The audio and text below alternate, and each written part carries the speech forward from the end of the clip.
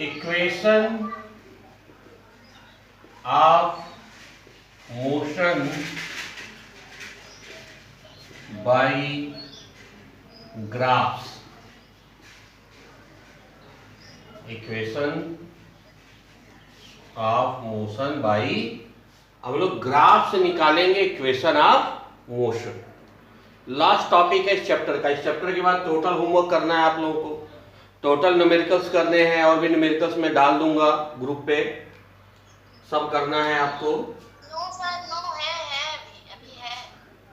नहीं अभी मैं और दूंगा, अभी तो बहुत बाकी है। सर आपको तो मैथ्स पढ़ाना है नेक्स्ट टाइम। हो रही थी ना, इसलिए नहीं पता है। कृपया पढ़ा रहे हैं वो पढ़ो। नो कमेंट, ध्यान से देखें। Yes sir. लेट आने वालों की कोई बात नहीं सुनी जाए। Yes sir, done. ये है V, ये है T। अच्छा बच्चों, एक बार आप लोगों को मैथमेटिकली तो पढ़ा ही चुका हूं कि V is equal to you plus AT,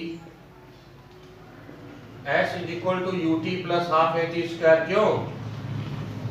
yes sir. और V square is equal to u square plus 2AS, ठीक है? यस। तो ध्यान देना कि हमें V और U दोनों चाहिए, यानी फाइनल वेलोसिटी भी चाहिए, इनिशियल वेलोसिटी भी चाहिए। तो V वाले में हम जीरो से स्टार्ट नहीं कर सकते ग्राफ को।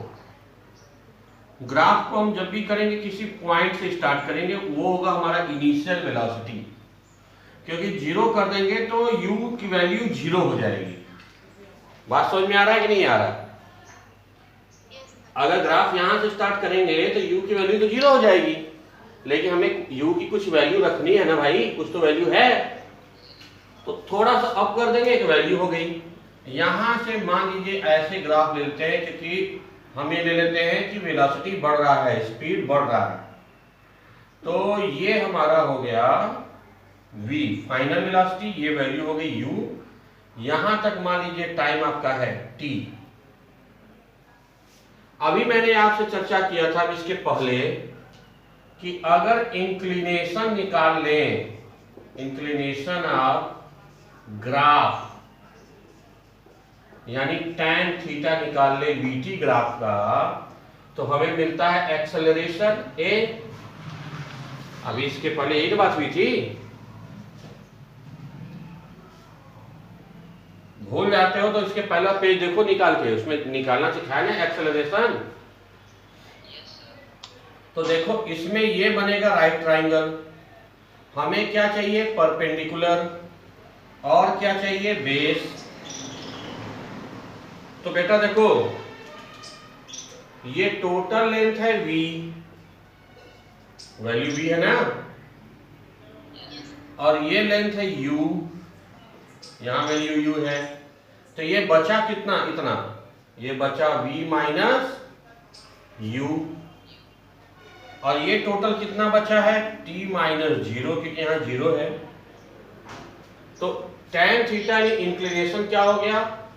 परपेंडिकुलर, परपेंडिकुलर यानी V minus U upon base, यानी T minus zero is equal to A, यानी V minus U by T is equal to A। V minus U is equal to AT, तो V is equal to U plus AT। That is first equation of motion. देखो by graph से आया है। समझ में आया नहीं कैसे कैसे आया है? कि देखो डेरिवेशन 9th में आता है तो ग्राफ का ही मेनली पूछा जाता है। ध्यान से समझना, जहां नहीं आएगा समझ में दोबारा टोक दो। Simple perpendicular. देखो एक पहले क्या किया हमने, UV के ग्राफ में इसको राइट एंगल ट्राइंगल में बांट लिया। ठीक, राइट एंगल ट्राइंगल में हमें क्या चाहिए? हम लोग इसके पहले पढ़ चुके हैं इंक्लिनेशन ऑफ द ग्राफ, यानी tan theta is equal to A। Formula inclination का मैं कल से चिल्ला पढ़ा रहा हूं कि परपेंडिकुलर अपॉन बेस। चलो एक बार और लिख दे रहे हैं। इंक्लिनेशन का मतलब क्या हुआ? Perpendicular upon base. तो परपेंडिकुलर बेस हमें किसमें चाहिए? जब हमें राइट ट्राइंगल मिल जाए।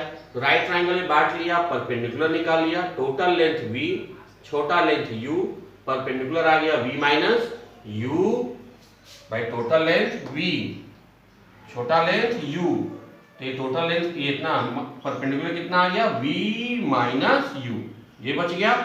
और ये टोटल बेस कितना आ गया t माइनस 0, तो perpendicular v minus U upon t minus 0 base, तो v minus U by T is equal to A, v minus U is equal to T का क्रॉस मल्टीप्लाई कर दिया, फिर u को उधर ढकेल दिया, तो v is equal to you plus A T. That is first equation of motion. Note carefully.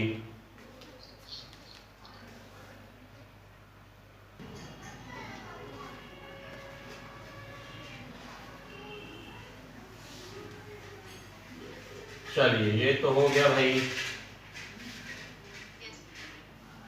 अब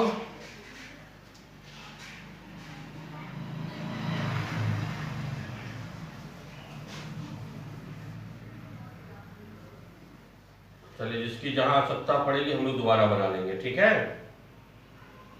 ग्राफ तो हमारा यही रहेगा क्योंकि एक ही ग्राफ से हमें तीनों इक्वेशन निकालने होंगे। अब देखिए सेकेंड इक्वेशन में क्या है हमारा, डिस्टेंस।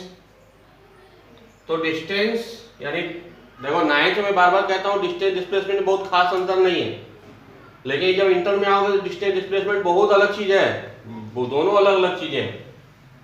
तो अभी हमें डिस्टेंस निकालना है। डिस्टेंस के लिए हम लोग क्या करते थे भाई, अभी इसके पहले हम लोग पढ़े डिस्टेंस के लिए क्या कह रहे थे, area of the VT graph, area of the VT graph. तो यहां देखो ये जो एरिया है इसको बेटा हम दो पार्ट में बांट सकते हैं। देखो एक तो है ट्राइंगल और एक है रेक्टेंगल। देखो एक डॉटेड है ट्राइंगल और जो ब्लैंक है वो क्या है, रेक्टेंगल। तो इस डिस्टेंस को हम कैसे मेजर करते हैं, एस से। अब यहां एरिया को हम क्या लिख सकते हैं, एरिया ऑफ रेक्टेंगल अब प्लस एरिया ऑफ ट्राइंगल। अब एरिया ऑफ रेक्टेंगल यानी कि लेंथ इंटू ब्रेथ, लेंथ कितना है u, ब्रेथ कितना है t माइनस 0 यानी कि t, तो u into T plus area of triangle. Triangle के लिए क्या कहते हैं, हाफ इंटू परपेंडिकुलर। अभी परपेंडिकुलर पिछले ग्राफ में भी बनाए थे हम लोग, v minus U perpendicular. Breadth कितना, ब्रेथ यहीं पे है t, बेस t है, तो v minus U into T. अच्छा फर्स्ट इक्वेशन में v minus U is equal to क्या आया था, 80। फर्स्ट इक्वेशन में यही ना आया था, फ्रॉम। तो v माइनस यू की वैल्यू पुट करने पर, putting the value, putting the value, तो s is equal to U T plus half v minus U की जगह 80 इंटू टी, यानी कि s is equal to U T plus half 80 square. That is second equation of motion. आया कि नहीं आया बच्चों, एकदम आसान तरीके से बता रहा हूं, इससे आसान तरीका और कोई नहीं है बच्चा। आया समझ में, क्लियर है। डिस्टेंस मतलब एरिया निकालना है ग्राफ का। एरिया हमें दो पार्ट में साफ साफ दिख रहा है, एक ट्राइंगल एक रेक्टेंगल। तो area of rectangle plus area of triangle, rectangle का फॉर्मूला लगा दिया, ट्राइंगल का लगा दिया। ध्यान से अपना सब कुछ रखेंगे, वैल्यू पुट करते गए, हमें मिल गया कौन सा, second equation of motion. Note carefully.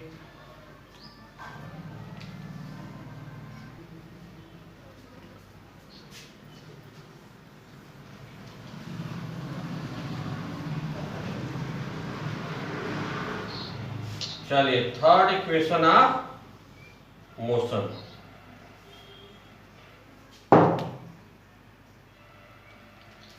देखो अच्छा हमें डिस्टेंस निकालना है।